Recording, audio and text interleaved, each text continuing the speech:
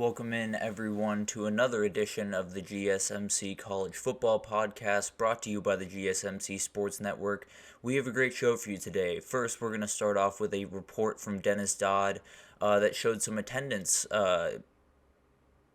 some things that are happening with attendance. Excuse me, I had a little brain fart there. But yeah, some attendance numbers that we'll get into that are fairly promising for the sport. Then we'll jump into a little bit of a college football State of the Union.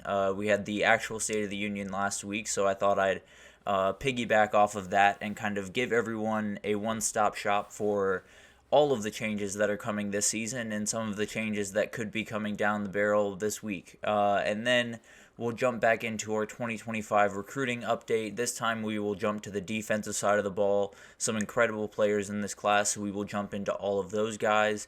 And then it's Top 10 Tuesday, and today we're going to go through the top head coaches in college football in my mind. I'm sure there will be a lot of different perspectives on this. I've seen probably 10 different lists, and none of them have been the same. So I'm sure this will be one that I will get a number of comments about me being wrong about, but I'm more than fine with that.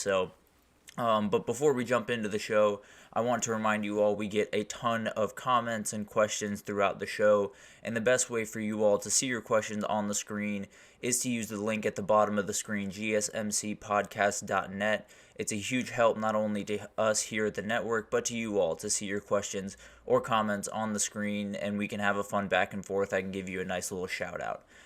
But let's jump right in.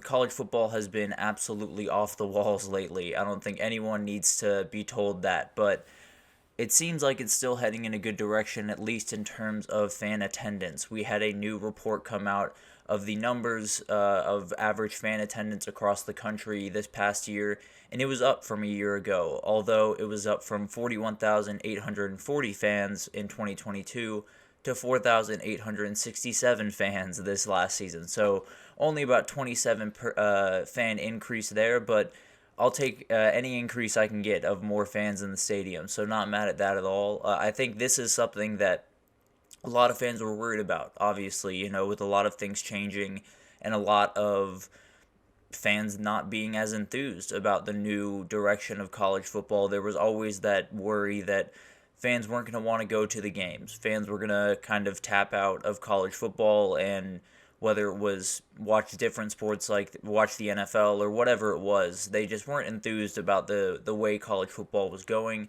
And there was a worry there for a long time among a lot of people, including myself, that at that would come the expense of great atmospheres that we love so much in college football. And it seems like, at least for right now, we are still on the right direction. This is the first time since 2008 that they've had back-to-back seasons that have increased the average fans.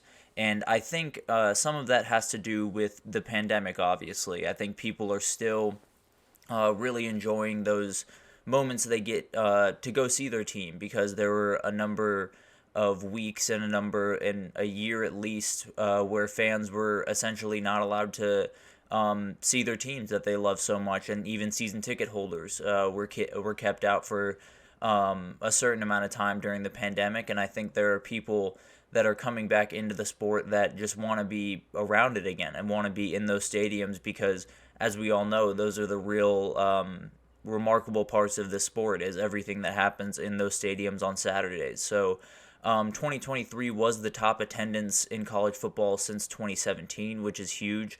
I think this is the first time since 2008, as I said, where it's risen in back-to-back years, which is pretty remarkable. And all of the kind of deterioration of this kind of started in 2014, where the average fans was roughly around 44,000, 44,500 roughly, and has steadily dropped until the past 2 years. So there was definitely a period of time, whether it was people not being enthused by the new playoff, people not being as into their teams. I don't know, maybe some of the powerhouses like Texas and USC not being as good definitely probably didn't help that number.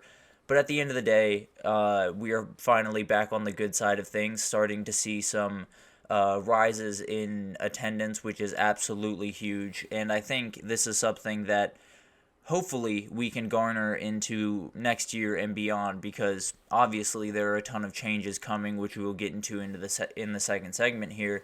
But there's a ton of things that are going to be changing next year and going forward in the sport. And I think with all of these new changes, there are going to be some people that decide whether it's giving up their season tickets or just not buying that game that they probably would have bought a couple of years ago. There's definitely those opportunities or those chances for that to happen. But at the end of the day, this is a good sign, and I'll take any good sign for college football I can get as of right now. So, very excited about this. I think this is something that is going to really energize fans. I think every fan, loves seeing more and more fans in the stadium. So seeing this continue to uptick, even with all of the turmoil going on around college football, I think it's a great thing. In 2022, actually, the year before this, was the second biggest increase in the 40-year history of keeping the stats. So around 2,000 fan increase in 2022. So there's a ton to be excited about. I think the pandemic helped a lot with those numbers. Obviously, people have been trapped inside for a long time and missing college football, missing those atmospheres. So it's not crazy to think that once the pandemic let up, that people would be chomping at the bit to get back to their teams. But let's get into some of the details about this and what conferences, what teams kind of pulled the most weight. The Pac-12 and the Sun Belt had absolutely huge boosts to their attendance. Pac-12 went up to 9.7% this past year, which makes a ton of sense. It being its last year, the last time you'll see a lot of the matchups in that conference. So not crazy to me that they had the boost they did. Obviously, Dion coming to Colorado helps that a ton as well. And then Sun Belt went up 8.67% and had the highest attendance average ever for them. So that's a huge boost for the group of five, where you kind of need, for the group of five going forward, I tend to believe at least, you need that leader in the clubhouse. The same way that the Power Five for a long time, and now it's kind of started to work against them a little bit, but the Power Two at the top of the Power Five was for a long time the SEC and the Big Ten, and I think that kind of helped the Power Five be this incredible product week in and week out and have everyone tuned in every week. So I think having someone like the Sun Belt or the MAC or whoever it is, Conference USA, there's a ton of Group of Five conferences that could step up into that role. But right now, it looks like the Sun Belt is on the right path, and I hope that they can hold on to some of their teams through the next craziness of conference realignment, and they can continue that trend, because it's a very, very fun conference to watch, and it gives legitimacy to the Group of Five where they absolutely deserve it. So one place where the Group of Five did not do too well was the American Athletic Conference, which makes total sense. Losing Cincinnati, UCF, and Houston to the Big 12 was never going to be an easy thing to overcome. But they had a big drop-off. They went down 14.7% this past year. Obviously, UCF is a huge draw with the massive alumni pool and student pool that they have. Houston, obviously a huge school, and then Cincinnati coming off some pretty remarkable years with Luke Fickell, had a ton of fans. So obviously it was going to be a steep drop-off, but the Americans definitely going to have to hopefully get their act in order a little bit better this upcoming year and get back to normalcy a little bit, hopefully. But for some of the teams that really stuck out this year, Florida State, I think, obviously makes a ton of sense. Had a huge bump of about 11,000 and a half fans from the previous year, and it makes total sense. All the fans wanted to come out to see this historic season that they just had, and now the question is, can they follow it up? Because these fans will be back next year, I promise you that. They're going to be very excited about the Mike Norvell era and being back a part of that national conversation, but you got to follow it up. So it'll be interesting to see if Florida State can continue to build off the massive boost they got from a year ago. I talked about them earlier, but Colorado was the big winner, obviously, with Dion coming to town and all of the excitement around a program that was coming off a 1-11 season. It was pretty easy to get fans in the seats, but he did it incredibly well. They had an attendance up 30% from the 2022 season, so a totally different crowd, a totally different atmosphere, and I think that will only build this year with a better team, a more experienced team, and hopefully more wins for Buffalo fans. So very excited to see what they can do going forward. And then Michigan, the king of the land, as it were, for attendance records, and it makes total sense. But highest team for the ninth straight year and 26th out of the last 27 seasons. Makes sense. You have the biggest stadium in all of North America. You have one of the biggest alumni bases and fan bases in all of college football. So if Michigan wasn't up at the top, I'd be a little bit nervous. But then the ACC and the SEC actually posted their highest attendance average since 2016. SEC leading all the conferences in average attendance, which makes total sense. The SEC fans are something different. In fact, the SEC average was higher than all of the Group of Five averages combined, which is just gives you an idea of the gap between the big conferences and everyone else, particularly the SEC and the Big Ten. The SEC and the Big Ten, in fact, had the top 13 teams in attendance, in average attendance this year. That does include Texas and Oklahoma going over to the SEC and the new teams in the Big Ten. So a little bit different in terms of what it was last year, but going forward, the what you can expect. They did have the top 13 teams, so the strong keep getting stronger. They keep getting bigger and more powerful, so it'll be very interesting to see how all that works.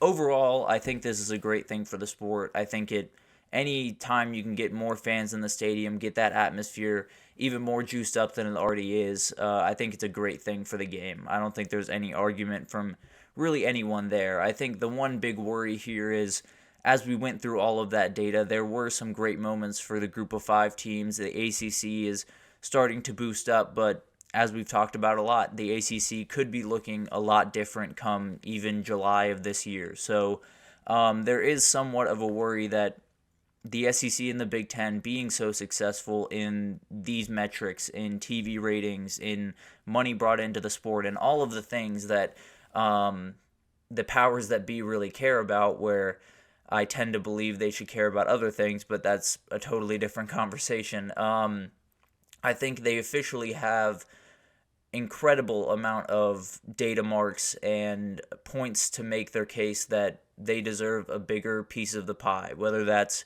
in the playoff or whether that's entirely breaking off and becoming their own entity altogether. So I think there is a lot of worry around college football about all of this. There is a lot of worry on my side about all of this, but at least for right now, it seems like we're heading in the right direction. I'm going to take the good news and kind of leave the possible consequences to the side for right now. I think it's possible that a lot of the trends we see might be, I don't want to say fugazi or fake or anything like that, but I do think this upcoming season will be the real moniker of, are the people that are less than enthused about the future of college football going to stick around? Because the last 2 years they've had big reasons to come out, whether it was getting over the pandemic, wanting to be outside, wanting to be back at those games. And then this year you had the Pac-12 dissolving after a year. You had the Big 12 with the last year of Texas and Oklahoma. You had the SEC with the last year without, all these new teams. So you had a lot of outside factors pushing you towards games the last couple of years. And now you have all the new stuff that's coming in 2024. So it'll be interesting to see if fans are really excited to see these new matchups, like Colorado playing Texas Tech or Texas playing Georgia, or all these incredible matchups that we are going to get, or will fans of maybe some older fans, or even younger fans in some senses, will they miss the classic battles that they used to have against the same teams every year, and the teams that they have neighbors that are fans of? And I think there's definitely two different factions in this. I think there's a lot to be figured out over the next little bit, and it'll definitely make decisions for a lot of the people that are currently on the fence about what their future with college football looks like as a fan. But at the end of the day, the attendance numbers rose last year. I'm hoping they will continue to rise with all of the interesting new matchups that we're going to see and all of that type of stuff. But I'm going to wait until 2024 ends to get those numbers to really get an idea of, are we okay for the future, or is this just kind of a blip in a everyone trying to get their last glimpse of college football as they knew it before it changes into something totally different. So it'll be interesting to see how all of that develops. Still a ton to figure out going into this season, but it's going to be a different season. So it'll be interesting to see how the fans react to that. But that'll do it for this segment. We are going to take a short break here, and then when we come back, we're going to do a little bit of a roundup of where we're at in college football, all of the coaching changes, playoff changes, conference realignment, everything that I could think of in the moment. We're going to try to get you up to date on everything coming in 2024, and then the possible changes that could be coming after 2024 and 2025, because there are a whole lot of them. But stick with us, and we will be right back.